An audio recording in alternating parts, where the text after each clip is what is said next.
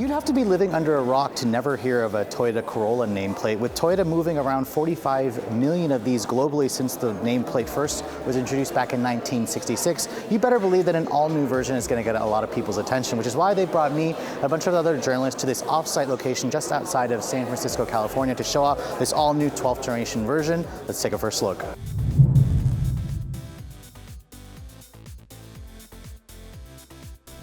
So I want to first clarify one thing. We've seen the all-new Corolla hatchback in America for almost a year now, and it's been a pretty impressive vehicle for Toyota. However, the Corolla sedan is the one where they literally sell over 300,000 of here in the States. So an all-new version, well, that's a really big deal. And this is my first time actually seeing the all-new Corolla. They've been teasing us with teaser images over the last couple of weeks. So you can see this is the new XSE trim. The design is certainly very distinctive, very different versus the previous generation model. You can see it's got these LED combination tail lights with an incandescent turn signal and reverse light here. And Toyota says that every model kind of has its own unique look to it. This is kind of more of the sport-oriented version. You can see it's got its own unique rear diffuser on the bumper. It's got this chrome twin outlet exhaust. And Toyota actually says the XSE and SE trims will have a different engine, which we'll kind of go into later on. Now, opening up the trunk of this vehicle, you can see Toyota doesn't have any official numbers for us just yet, but it's still relatively large. The old Corolla had almost 15 cubic feet of space. So once Toyota actually gives us some numbers, I'll be sure to update that.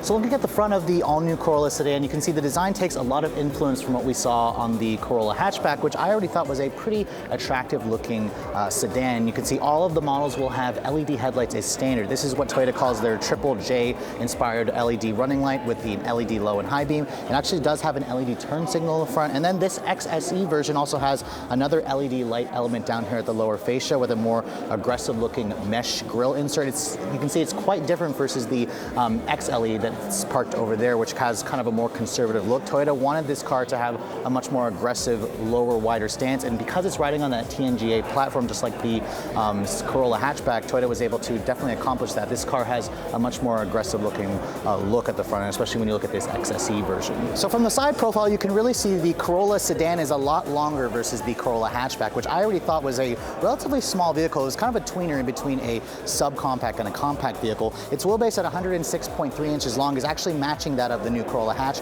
and it actually matches that of the previous generation, but this is riding on an all-new platform. I want to first talk about the wheel options. This XSE version has the first ever 18-inch wheel available on a Corolla. The other trims will have a 16-inch wheel, and the one thing that Toyota really improved is they've added a multi-link independent rear suspension on every Corolla sedan. That's definitely a huge upgrade versus the previous model, which had a semi-independent twist beam. Toyota says the torsional rigidity is up by nearly 50% on this all-new TNGA platform, so they're really promising it to be a much sportier vehicle to drive and also just giving it a much leaner proportion. Now, surprisingly, the silhouette here isn't quite the coupe-like look, which is probably going to be good. It's going to preserve the rear seat space, which is already one of the top figures for the Corolla sedan, especially when you look at the class, which tend to have a lot smaller back seats. Under the hood of the all-new Corolla, Toyota is actually offering 3 all-new powertrains, which is actually a first. Toyota's never offered that many powertrains in a Corolla. Now, starting at the base end, this is the 1.8-liter 4-cylinder that's kind of carryover from the previous generation.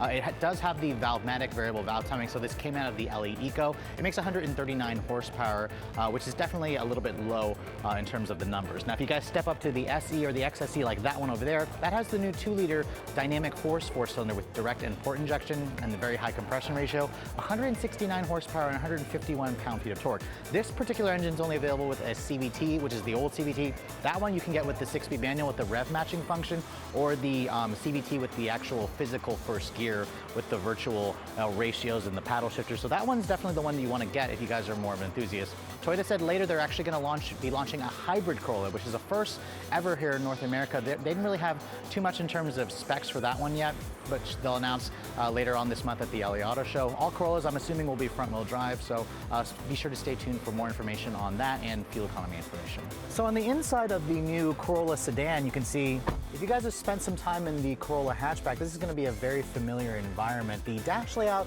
is slightly unique, but of course you have the latest version of Toyota's Entune 3.0 with either a 7-inch or an 8-inch touchscreen display. This particular one being the XLE Prestige trim. It's got the 2-tone interior, which definitely looks nice. It makes the Corolla's interior look a lot more premium. Now, in terms of the materials, this is all soft touch with that faux stitching. It's actually soft touch on this portion and on this upper portion with some silver contrasting trim with some piano black accents. The steering wheel here you can see is tilt telescoping, which is nice. The door panels are also soft touch, which is the same stuff that's on the dash. You have a 7-inch display here to go with the the 8-inch display here. This also has the Apple CarPlay as standard with the Amazon Alexa. This one particular one also has heated seats. You have the CVT transmission with a sport mode, an electronic parking brake, some cup holders here. This also slides forward and back, which is definitely nice. It gives you a USB in there. And then unlike the hatchback, Toyota does offer a sunroof on the Corolla sedan. It's just a standard size sunroof.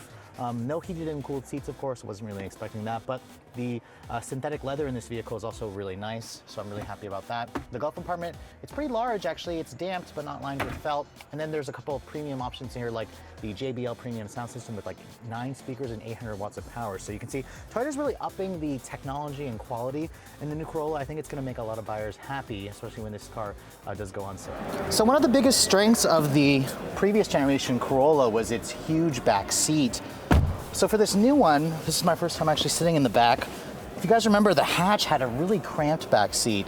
Thankfully, the sedan doesn't really carry in that tradition, but I will say it feels less spacious versus the old one. Now, I don't have the official numbers from Toyota yet based on what the actual legroom is, but you can see the seat here is almost all the way back, and there is still good enough space here. There's good foot space. The floor is almost completely flat. There's no rear seat vents. It's kind of an empty area here, and then the materials are all hard touch plastic back here, but it is slightly padded. Thankfully, Toyota does give you things like an armrest back here, which the old one I don't believe offered on some of the lower trims, but you do have dual cup holders. I also like the two-tone aspect, and the seats do fold down 60/40. So of course, being a first look, Toyota didn't really have too much information for us, but they did say that this all-new Corolla sedan will go on sale in March of 2019 with no pricing obviously yet announced. That'll be determined at a later date, but you can basically expect it to start basically under $20,000. If you guys remember, the hatch model starts at around $19,900. The old sedan's like around $18,500. I imagine it's going to be following slightly below the hatch version, but with 3 different powertrains, a completely new look, an all-new platform, sportier driving dynamics,